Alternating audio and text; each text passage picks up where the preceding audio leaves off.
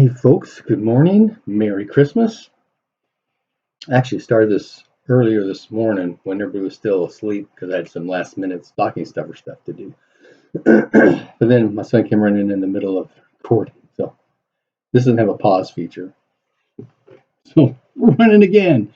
Another installment of the Red Book of Magic. We are continuing with the S spells. First one is Sunbright.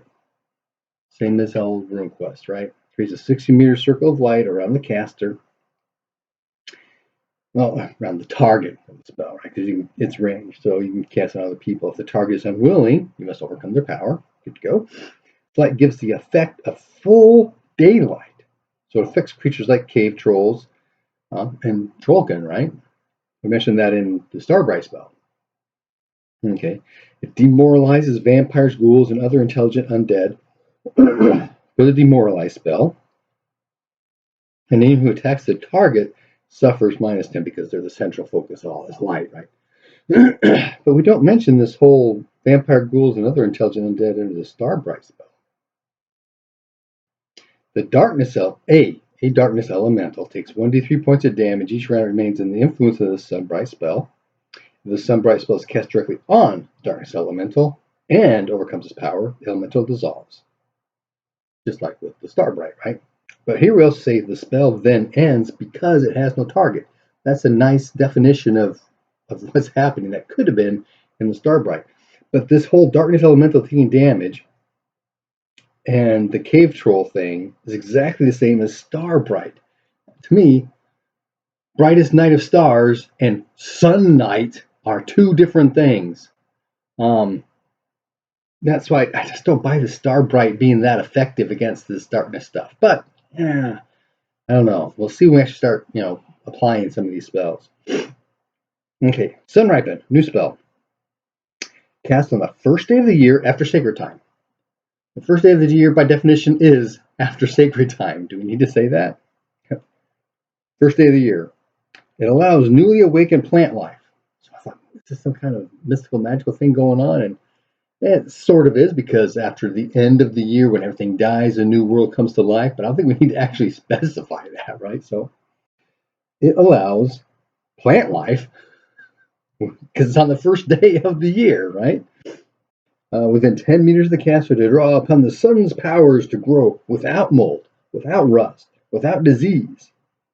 And the sun also helps the plants resist insects and parasites and allows the plant to ripen to its richest. Okay, all great color stuff, right? What's the application? If you don't have any of this stuff that affects your plants, that decreases your yield, does that mean your yield then increases for the end of year phase? I would think so. Now, I have to admit that, a 10-meter radius, isn't a whole lot of ground coverage. But if you stack this thing, which, by the way, each point stacked increases the radius by 10 meters. 10, 20, 30. So you'd have to stack this a whole lot in order to get a whole hide affected. But if you had the whole hide affected, it almost seems like you would want this specifically to deal with hide size land, right? I mean, is it great for the local cottage to cast this on his garden in his backyard? Absolutely. It doesn't do anything for the land itself. Yes, it's kind of one of these. What's the intent here? Okay, Sun Spear, old spell, only works in direct sunlight. Casts a shaft of sunfire, strikes a single designated target. I don't think we need all three of those words, right? Strikes a target. The target must be visible to the caster and cannot, in other words, it's not allowed to resist. The target, again, and every living thing within 1 meter, so it's got an area effect, take this 4d6 of damage to their total hit points. We used the phrase right. The target, The target only receives. Okay. The only armor protection the target can have is their least amount covered, right? So if you got that Hamaki, he's not worried to wear any armor on his left leg. 0 points, right? Okay. Magical protection is ineffective against this as well. However, the spell does half damage at the moments of dawn and dusk. So as long as you do it just after dawn or just before dusk, you're still okay. Okay. If the game at the game master's discretion, you can set fires or melt stuff, whatever, based upon damage and circumstances. Okay. Support, a new spell. This spell holds up any section of wall or irrigation ditch or canal for a day. It supports a volume of 54 cubic meters per room point stacked. So the work can be done on it. Holds everything up. It's like a framework. You don't have scaffolding stuff anymore. You just cast a spell and it holds everything in place while you do repairs and etc. Good to go. Stackable up to 4 points. Why just 4? Okay. Suppress low drill. Same as in the Runequest book. Creates a sphere 3 meters in radius centered on a specific spot within range. Well, it would have to be within range because it's a ranged spell, right? Okay. If it's centered on an unwilling target, you have to look from the power. Good to go. Inside the area is shadowy haze, equivalent to a summon small elemental shadow spell. Well, small elementals are called shadows. They're called like Dehori or something, right? So I was confused about that. And it references page 91, which is the summon elemental spell. But that doesn't give you any effects. It just talks about this is the size of the thing that you're summoning. Yeah, I'm not sure what they're getting at here. Okay, but anyway, additional stuff, right? Light, heat, or sky rune initiates that cross the boundary of the spell take 2d6 damage directly to any random body location, ignoring armor. No chance to resist. Spell's boundary, remember that 3-meter radius? Also acts as a 4-point counter magic against, but only against spells cast by initiates of light, heat, or sky runes. So if you sacrifice one point of power, you automatically an initiate. Well, only initiates can sacrifice power for rune points. So you gotta be initiated to cast some rune points. Or being rune paste skulls. But what if they're just lay members and they're casting, demoralize or befuddle or disruption? Doesn't affect. Okay. And think about you can cast a spell on one of those people that then blocks all the stuff they can do. Okay, each additional rune point used stacked in the spell increases the damage by 1d6 and the counter magic by 2 points. Good to go. Suppress Oakfed, new spell. This spell must be cast on a fire. For each point stacked, it decreases the diameter of the fire by a meter. If you reduce it to 0, right, you still have this candle-like flame still there. If you use just 1 point of the spell, it will reduce the damage done by Fire Blade, Fire Spear, or a Fire Elemental by 1d6. Fire Elemental, however, can resist, so you got to do a power versus power there to affect the Fire Elemental. Okay. But by definition, it's stackable, so if you do 3 points, that means Fire Blade and Fire Spear are doing 0 damage. Okay. Fire-based spells on a sword or a spear, but the point is the spear is still there and the blade is still there because they're not taking damage from the fire, but they're not doing any damage because the fire's not doing damage. I don't like that. Okay. Sure shot. Runequest spell. Must be cast upon a missile weapon. Right? We're talking about a bow or a crossbow. Or an atlatl, right? Okay. So, unless you roll an automatic failure, 96 or above, you will hit your next target automatically, regardless of all the factors. It's moving, it's hiding, it's out of max. Oh, still have to be within range though. But it doesn't matter of the range, because you remember you get double range is half, triple range is quartered. Doesn't affect. even if they're concealed, etc. Right? All those things don't really matter. You're going to hit unless you roll an automatic failure on this. Now it's got to be on the attack roll. Okay, good. So the chances for your critical, special, or fumble are still based upon your regular skill chance, right? Okay. And if you do, since it's an automatic kind of thing, you don't get an experience check mark for when you use this spell. Okay. Spell is compatible with Speed Art or Fire Arrow and can be combined. What's the difference?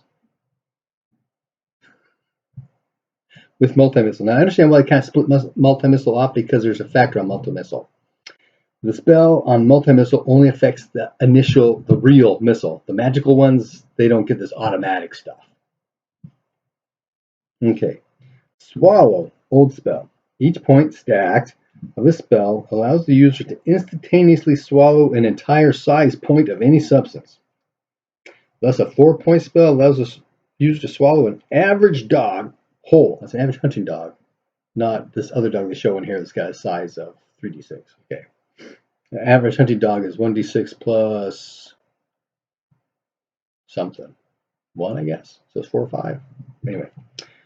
The intended target, I'm assuming, of what you're trying to swallow here, rather than the target of the spell itself, because that's self, right?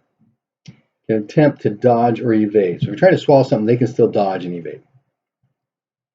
But they cannot attack once the spell has taken effect, meaning once they've been swallowed. Once they've been swallowed, they can't attack. Until you swallow them, they can keep attacking. Okay. Any living being swallowed by the caster dies immediately. Swallowed items are destroyed and vanish once the spell's duration is over. So you got your 15 minutes of digestion. The caster remains unharmed, even if he's swallowing, acid or fire or whatever, right? Also, just because you're swallowing lots of size of stuff doesn't mean that your size is increasing.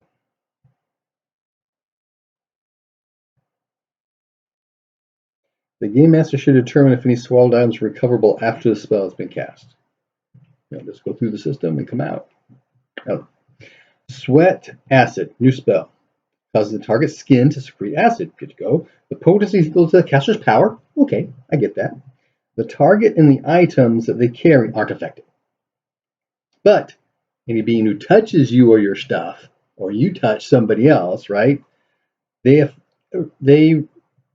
suffer the effects of the spell, meaning poison or acid potency. Okay, switch places. New spell. The spell must be cast on an apparition. Apparition? Doesn't that mean something? Created through the illusory sight rune spell. Okay, so it must be cast upon an illusion using this illusory sight rune spell that the caster can see. The caster then trades places with the apparition. And I got a little description here. You cast a couple of illusions out there, everybody knows they're illusions, and then you just kind of swap places with them. It's kind of like that. Mirror image spell from D&D, right? Okay. Sword trance, old spell. Spell merges the caster's consciousness with their sword. The spell must be boosted, because if you don't boost it, you're not going to get any effects, with magic points. Each magic point increases your sword skill by 10%. A particular sword skill, because you are trancing on a sword. So you've got, if you break that sword, I don't think the trance spell will transfer to another sword. But that's just me. Okay. It can be combined with other weapon enhancing spells, like Blade Sharp, etc., right? The spell does not combine with the effects of Berserker and Fanaticism, because those are emotion type effects, and the trance is going to override that. While entranced, you can only cast weapon enhancing spells, Blade Sharp, Repair, etc. Nothing else. Nothing else. Okay. After the battle ends, if the battle ends before the spell expires, for the end of the 15 minutes, the user will stand at rest, waiting for new targets. Right? And we go on. This is not a berserk spell. The user knows who the friendlies are and who the enemies are. But he's in a trance. He cannot eat, he cannot drink, he cannot sleep. He can't do anything except focus on his sword and the enemies. Now it says, when they, assuming the target, of this. Oh, self. It's a self. So when the caster, not they, when the caster ceases to focus on using their sword in battle, the spell will end. So you cut it short. And I think that is the end of the S spells. Now, I was checking back on the swallow spell as I was reading through it, and I was looking at my Runequest book, and I've got updates listed in my swallow spell in my Runequest book, which came from Second Printing Corrections. All right, where it says that swallow spell changed from instant to instant/temporal. Look here, it still says instant. So there's more coming, okay? The last sentence changed to items are recoverable and their condition once they are recoverable in their condition once they have been swallowed.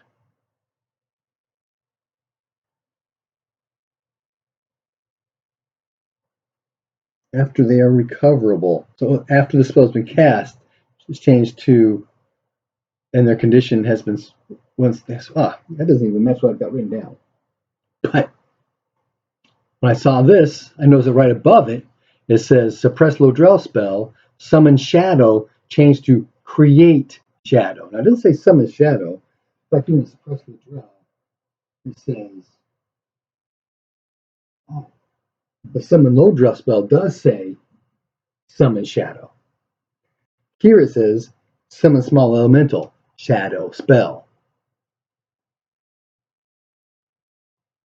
But the create shadow spell does something entirely different than summoning a small elemental, small darkness elemental, which is not called a shadow, by the way.